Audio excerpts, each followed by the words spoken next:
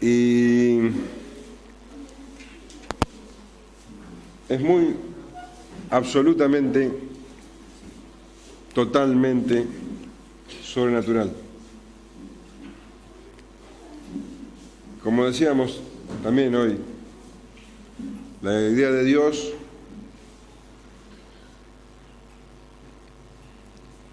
comenzó antes de la fundación del mundo. La Iglesia no es un plan B, como algunos dicen.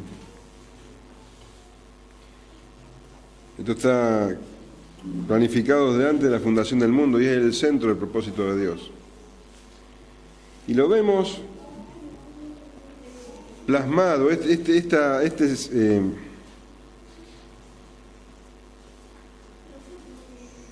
característica tan sobrenatural de la Iglesia, la vemos plasmada en la charla que tuvo el Señor Jesús con Pedro. Como decíamos, fue la primera mención de la Iglesia explícita del Señor. El Señor habló 2 veces de la Iglesia, 2 veces, como digo, explícitamente, ¿no? En este pasaje, en Mateo 16, y después lo hará en Mateo 18.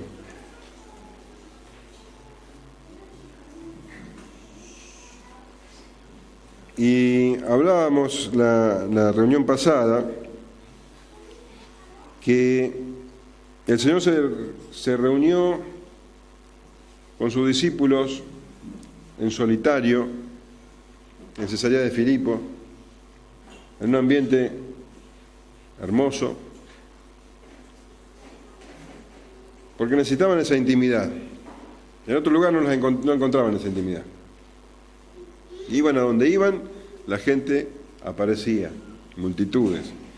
Pero bueno, finalmente el Señor se reunió en Cesarea de Filipo con sus 12. Y allí, ¿se acuerdan? Le hizo esas 2 preguntas que veíamos el domingo pasado.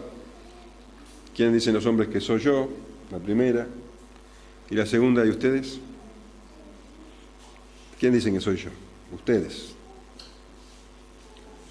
Se levanta Pedro en representación de los 12. Pedro siempre tiene la voz cantante, pero fue Pedro el que se levantó y le dijo: tú eres el Cristo, el Hijo del Dios viviente.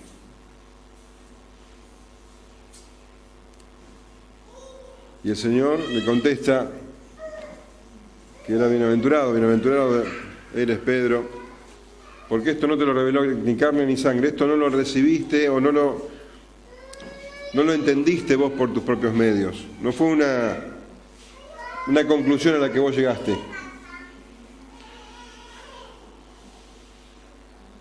No fue que debido a tu inteligencia razonaste esto, no. Esto es algo que te reveló el Padre que está en los cielos. Es una revelación. Y ahí le dice el Señor a Pedro: y yo te digo que tú eres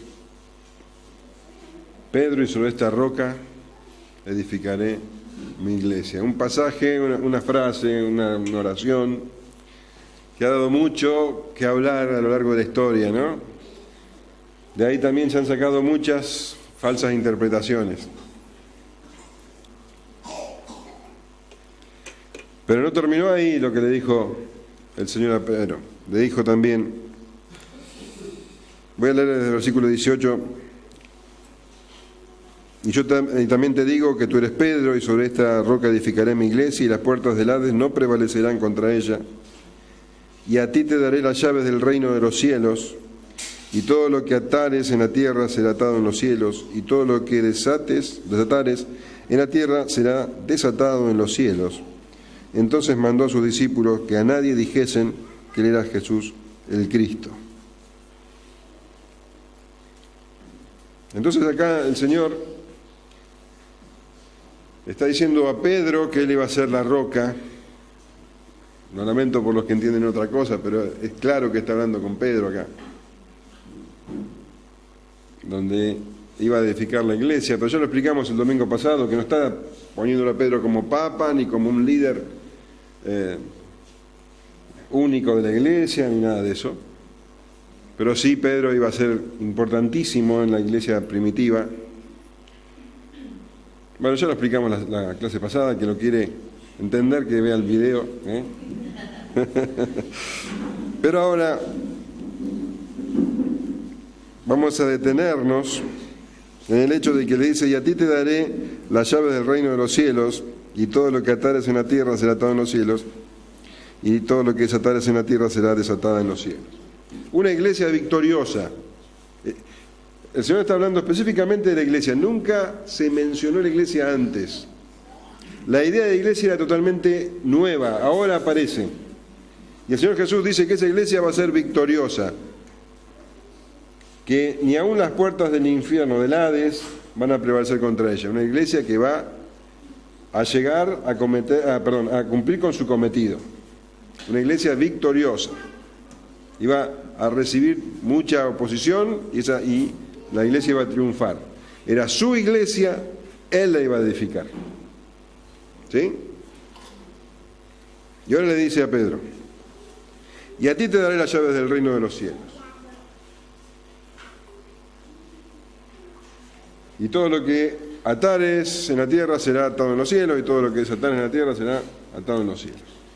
Otras dos frases u oraciones que han dado mucho que hablar. ¿Qué son las llaves? ¿Qué es eso de las llaves del reino de los cielos? ¿Qué significa atar y desatar?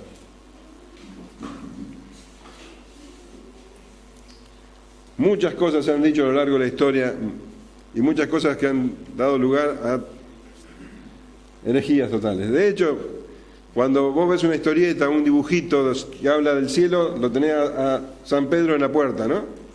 Esa es la interpretación más clásica de este pasaje. Como le dio la llave del reino de los cielos, entonces si vos te morís y vas al cielo, va a estar ahí San Pedro, el dueño del portero, digamos. ¿Y cómo te portaste? Más o menos bien. Bueno, entonces entrá. Y si no, andate abajo, donde el dueño es el diablo, ¿no? Que también es otra equivocación. El diablo no es el dueño del infierno. Entonces, ¿qué significa esto de las llaves? ¿Qué está hablando el Señor con las llaves? ¿Está hablando de llaves concretas? ¿Qué te parece a vos? No, es un lenguaje figurado. La Biblia habla muchísimo de llaves.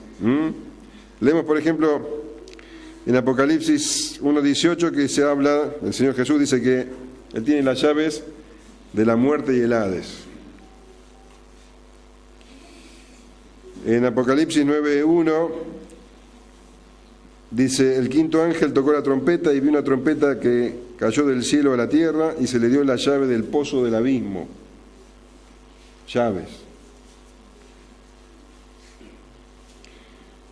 En Isaías 22:22 hay un pasaje, también se habla de una llave y creo que nos va a aclarar un poquito el panorama. Dice Isaías 22:22: y pondré la llave de la casa de David sobre su hombro,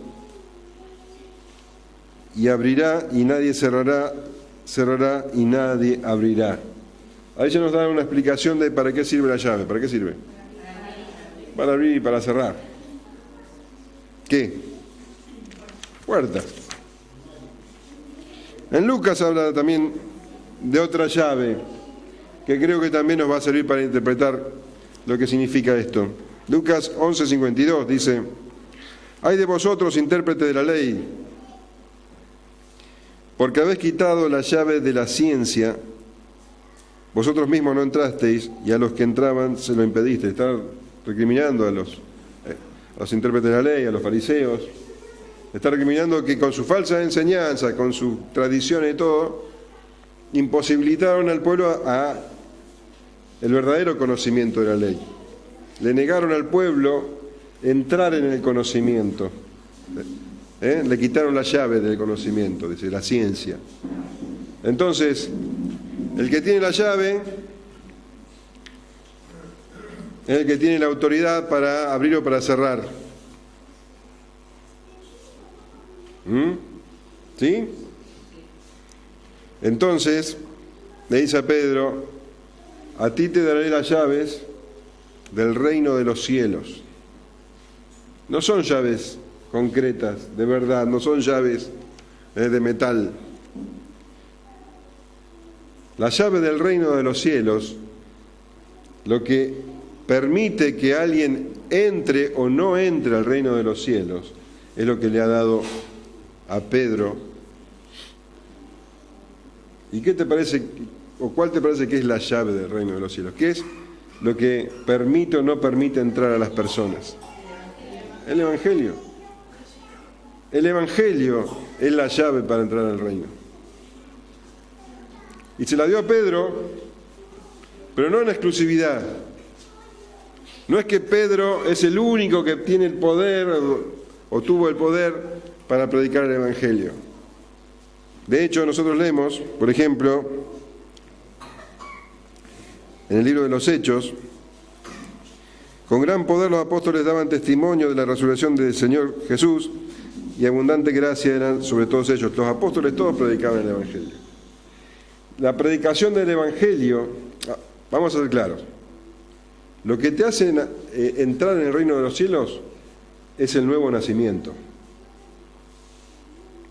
Vos entrás en el reino cuando nacés de nuevo. ¿Sí? De hecho, el Señor Jesús le dijo a Nicodemo, ¿te acordás? Si no nacieres de nuevo, no podrás ver el reino de Dios. Juan capítulo 3. Para ver el reino de Dios tenés que nacer de nuevo. Ahora, ¿cómo naces de nuevo? Lo veíamos esta semana en Primera de Pedro. Primera de Pedro 1:23 dice, siendo renacidos no de simiente corruptible, sino incorruptible por la palabra de Dios que vive y permanece para siempre. El Evangelio es lo que hace renacer, nacer de nuevo.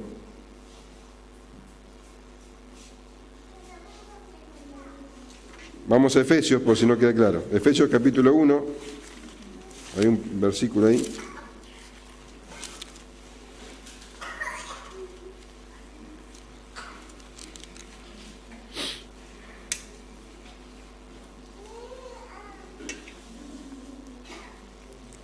Trece, 1:13. En él también vosotros, habiendo oído la palabra de verdad, el evangelio de vuestra salvación, habiendo oído la palabra de verdad, el evangelio de vuestra salvación, y habiendo creído en él, fuiste sellados con el Espíritu Santo de la promesa. La palabra de Dios produce esto. El evangelio es poder de Dios para salvación. Yo no quiero que queden dudas con esto.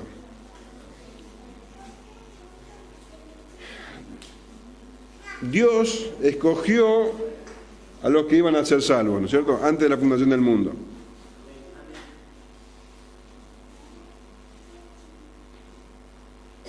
Es una eternidad pasada, ¿sí?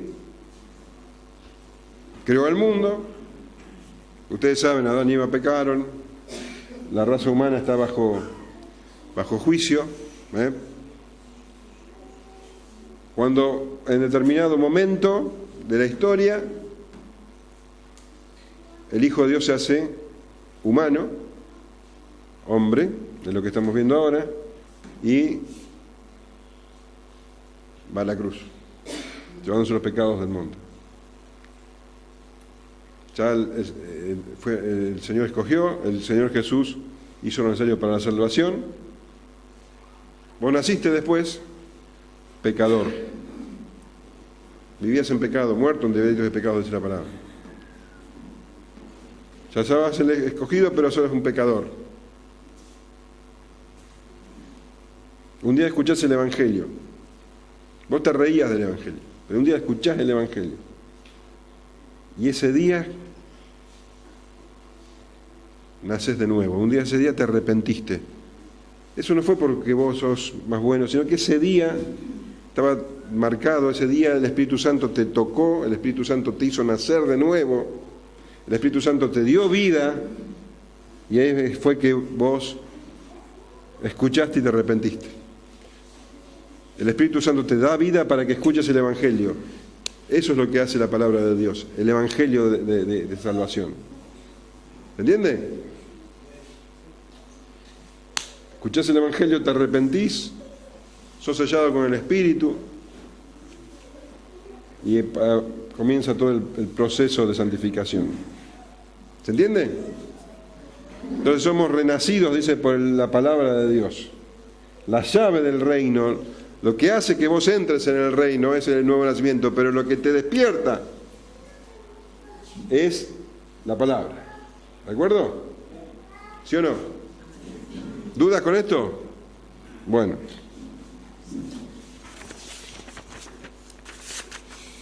Entonces dice que le dio la llave del reino.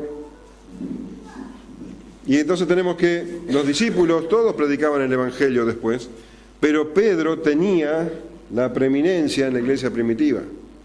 ¿Te acordás que cuando en el capítulo 2, que se reían porque veían que los discípulos parecían borrachos, Pedro se despierta y ahí predica el evangelio? Voy a leer un pedacito,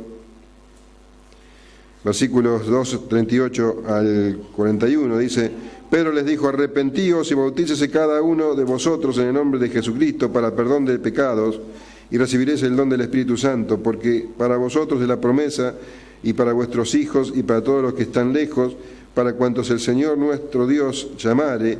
Y con otras muchas palabras testificaba y les exhortaba diciendo: sed salvos de esta perversa generación. Así que los que recibieron su palabra fueron bautizados y se añadieron aquel día como 3.000 personas. Él tenía la llave, ¿eh? Vos también tenés la llave, pero Pedro tenía la llave, ¿eh? Dice, los que recibieron su palabra fueron bautizados y se añadieron aquel día como 3.000 personas. ¿Te imaginas lo que significa esto? 3.000 personas en un día. A los pocos días había un paralítico ahí en la puerta llamada La Hermosa, ¿te acordás? Pero le dice: lo que no tengo oro ni plata, pero lo que tengo te doy. Lo sana, a raíz de eso predica un montón de gente. Tenía la llave del reino, el evangelio. El evangelio. Y así lo llevaban ahí al Sanedrín y él decía: no, yo tengo que hacer lo que el Señor quiere, no lo que ustedes me dicen. Y predicaba y predicaba. Hombre, tenía la llave del reino. Tremendo, tremendo este Pedro, ¿eh? Y para abrir y para cerrar, Hechos 3:23 dice, por ejemplo: y toda alma que no oiga a aquel profeta será desarraigada del pueblo. El que no oye la palabra de Dios, ese queda afuera. Entonces la llave del reino, las llaves es para abrir algunos y para otros mantenerlas cerradas. Así es el evangelio. Entonces a ti te daré, dice, las llaves del reino de los cielos. ¿Está claro entonces qué es la llave del reino de los cielos? El evangelio. El evangelio. De cierto os digo, no, dice después: y todo lo que atares en la tierra será atado en los cielos, y todo lo que desatares en la tierra será desatado en los cielos. Esto se lo dice a Pedro también, lo está diciendo a él directamente. Todo lo que vos atares y todo lo que vos desatares. Pero después, 2 capítulos después, en el capítulo 18, versículo 18, se lo hace extensivo a los discípulos. Lo que vosotros atareis. ¿Qué significa atar y desatar?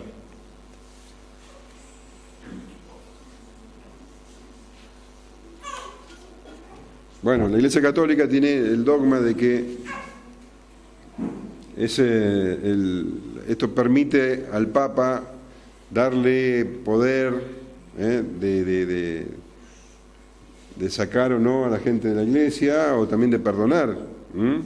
El cura tiene poder de perdonar pecados, ¿no? El sacerdote. Pero en estos últimos tiempos, esto de atar y desatar, en la Iglesia evangélica ha tomado un relieve que nunca antes había tenido. Se lo saca totalmente de contexto. Entonces, bueno, dice: todo lo que atares en la tierra, entonces todo lo que atares, entonces yo puedo atar cualquier cosa. Puedo atar absolutamente cualquier cosa. Puedo atar bendición o desatar bendición. Puedo atar maldición o desatar maldición. He escuchado a alguno en televisión, uno que se dice a sí mismo apóstol.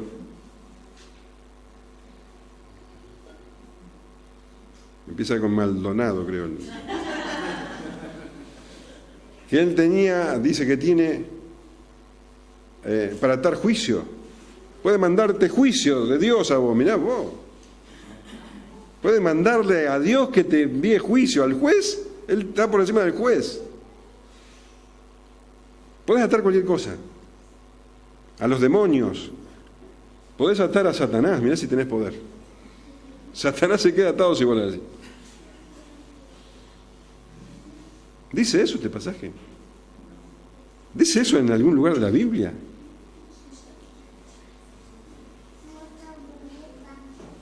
Mirá, se ha atado de todo, ¿eh? Se ha atado al narcotráfico, se ha atado a la prostitución, se ha atado a, ¿qué más? La pobreza, se ha desatado prosperidad, dinero. Yo me acuerdo cuando comenzamos, recién estábamos... se ríe, Pablo.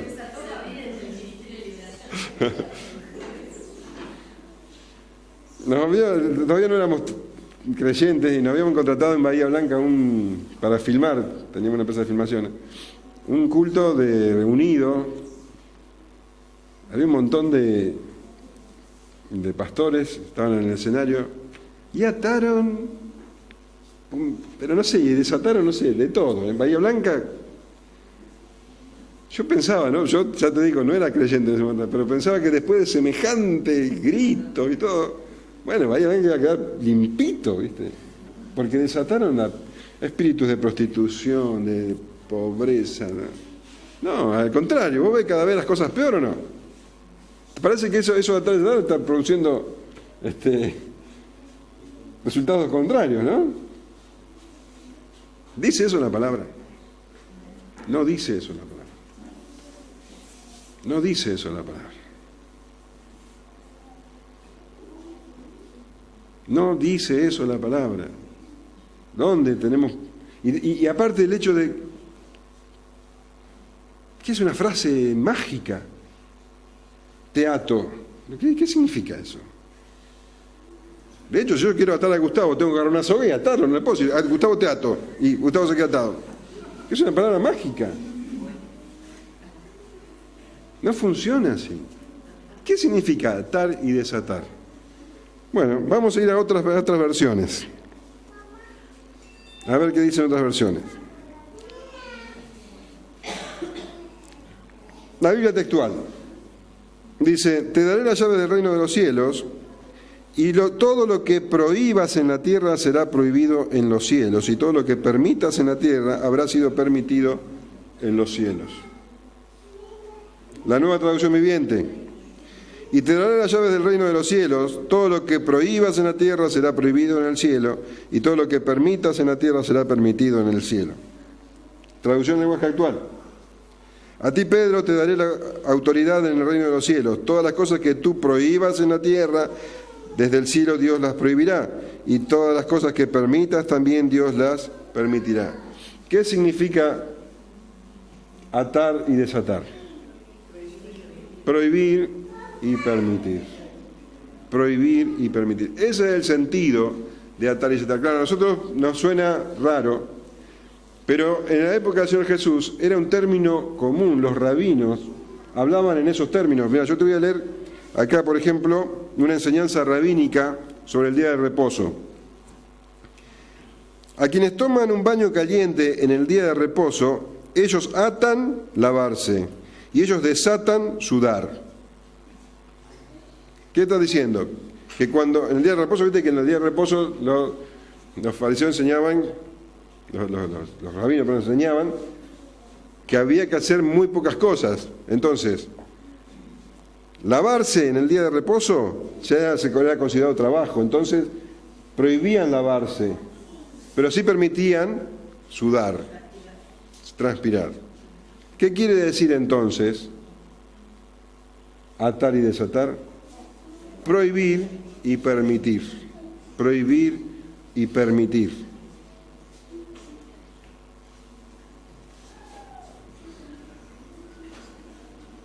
Lo que está hablando acá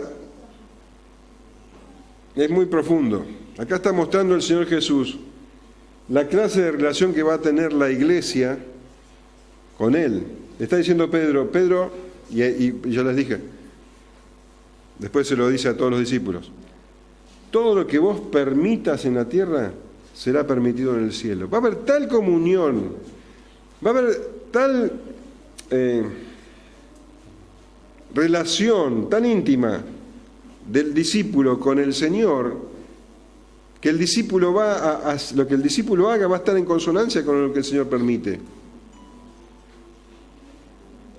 Esto está mostrando de una manera, digamos, prehistórica, porque todavía Pablo no habló hoy de la doctrina, pero ya el Señor la estaba mostrando, de que Cristo es la cabeza y la iglesia es el cuerpo.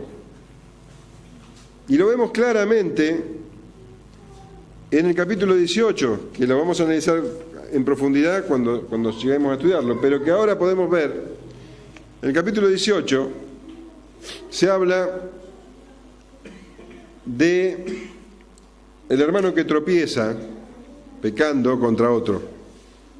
Entonces, si alguien pega contra vos, dice, vos que fuiste lastimado, vos que fuiste perjudicado, no tenés que quedarte enojado, ni ir corriendo a hablar al pastor o a alguien, sino tenés que ir y arreglar con tu hermano que hizo el perjuicio, tenés que ir y arreglar las cosas con él.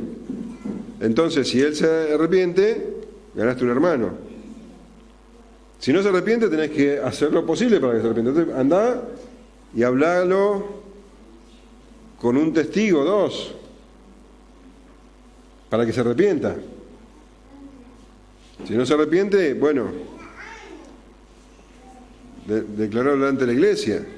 Y ahí es la segunda mención de la iglesia, versículo 18. Ahora, si no se arrepiente, vos decís que estás haciendo todo lo posible para que él se arrepienta y restaurar la relación. Pero si no se arrepiente, bueno, tenelo por gentil y publicano ya. Y ahí es cuando dice que todo lo que atares en la tierra será atado en los cielos y lo que desatar en la tierra será desatado en los cielos. Vos haces todo lo posible para que esa persona permanezca en comunión con la iglesia, con el cuerpo. Pero cuando esa persona ya está en un estado de total negación, entonces ya esa persona queda atada, no puede estar en comunión con el cuerpo. Y cuando esa persona queda atada en la tierra, también va a quedar atada en el cielo, porque el cielo está de acuerdo con la que hace la tierra. ¿Se entiende? Vos estás haciendo todo lo posible por desatar al hermano de ese problema.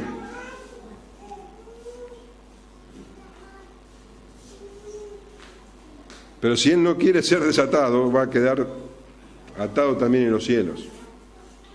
La armonía que hay entre el cuerpo con la cabeza es tan grande que lo que el cuerpo hace, la cabeza también lo hace. O sea, el cuerpo responde, conoce la voluntad de la cabeza y obra en consecuencia. ¿Se entiende esto? Todo lo que atares en la tierra, sea todo lo que permitas, o todo lo que prohíbas será a la vez permitido o prohibido en el cielo. Va a haber tan armonía entre vos y el cielo que va a ser así.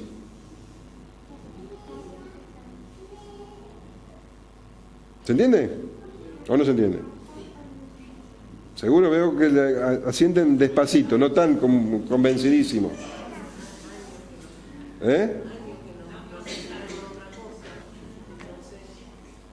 Cuesta.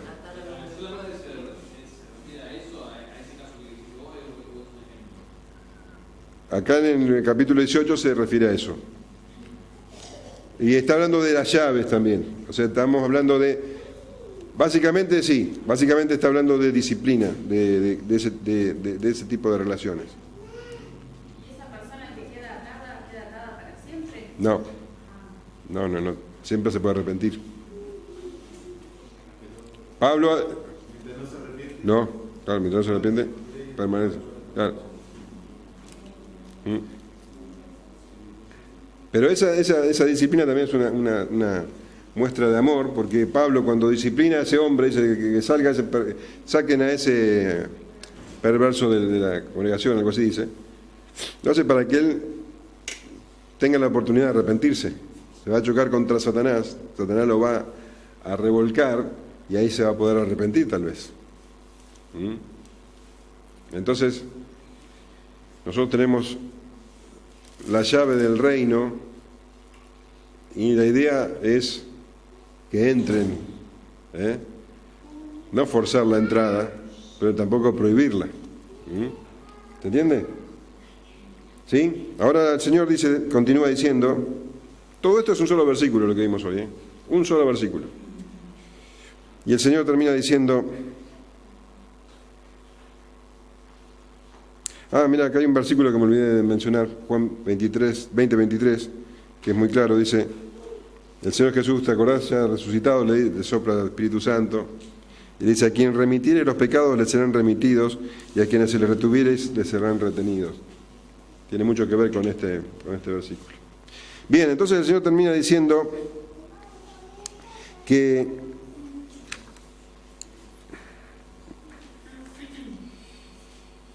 entonces mandó a sus discípulos que a nadie dijesen que Él era Jesús el Cristo. Esta revelación tan grande, esta conversación tan profunda que tuvo con sus discípulos en la intimidad, no era algo que tenían que salir corriendo a revelarlo, porque todavía no era el momento. Ellos habían entendido, por medio del Espíritu Santo, de que Él era el Cristo, el Hijo de Dios. Pero se los había revelado el Padre.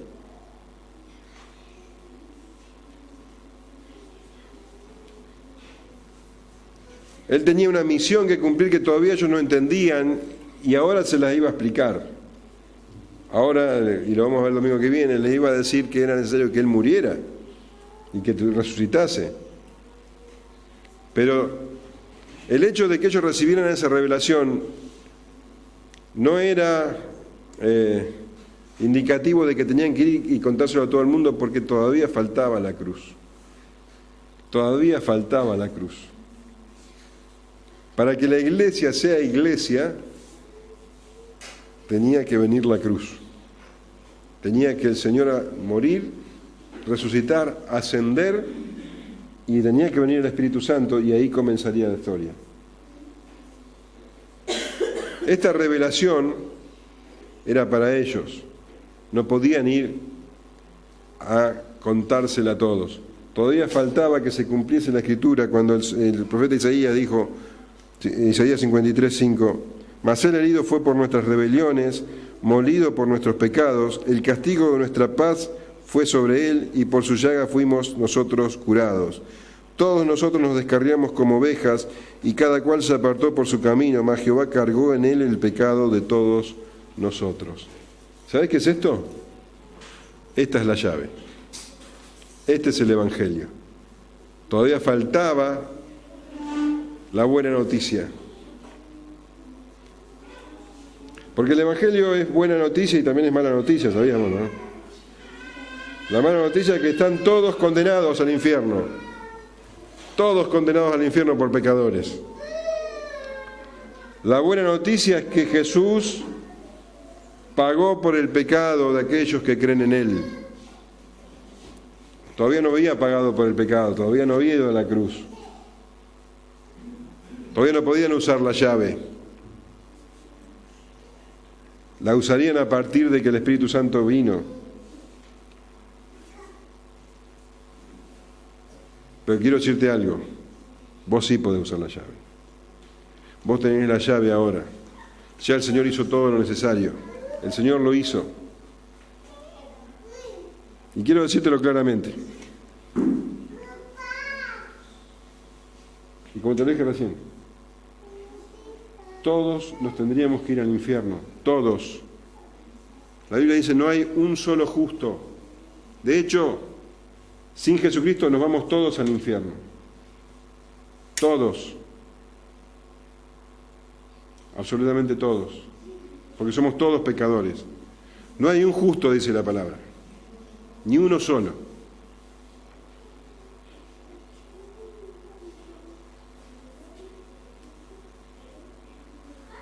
Pero también dice la palabra que Dios, viendo la condición del hombre, mandó a Jesucristo, a su Hijo, por amor al hombre, por misericordia, por viendo su miseria, su imposibilidad de salvarse, para que Él recibiera el pago que yo merecía, que todos nosotros merecíamos. Cuando Jesucristo fue a la cruz, fue con un propósito: cargar con el pecado de todos aquellos que creyeran en Él. No de todo el mundo, No cargó con el pecado del mundo. Porque si vos le das la espalda al Señor Jesús, tu pecado sigue sobre vos y te vas al infierno. Si vos decís, no, todavía no, estás en tus pecados. Ahora, para todo aquel que en Él cree, si vos te arrepentís de tus pecados y crees en el Señor Jesús, recibís esta palabra y corres a los pies del Señor Jesús, Él te recibe, y dice la palabra de Dios que en ese momento vos recibís la salvación.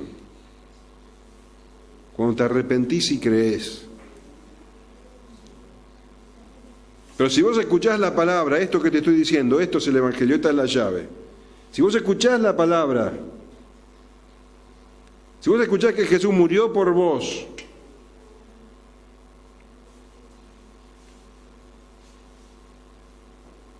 y vos le das la espalda a esa palabra, quiero que sepas que estás condenado al infierno. La puerta del reino de los cielos está abierta, pero vos estás negándote a vos solo la entrada.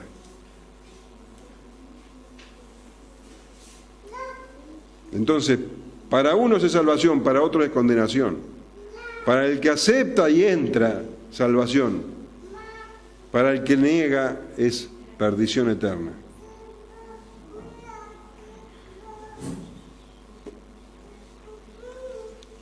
Y eso es tu responsabilidad. El Señor Jesús hizo todo lo necesario. Pagó, hizo todo lo necesario. Él tuvo una vida justa. Él no pecó de ninguna manera, absolutamente de ninguna manera. Lo contrario que yo, que pequé de todas las maneras posibles. Cuando Él estaba en la cruz, cuando Él estuvo en la cruz, mis pecados horribles fueron a parar a Él. Y su vida justa fue imputada hacia mí. Entonces yo soy declarado justo por Él.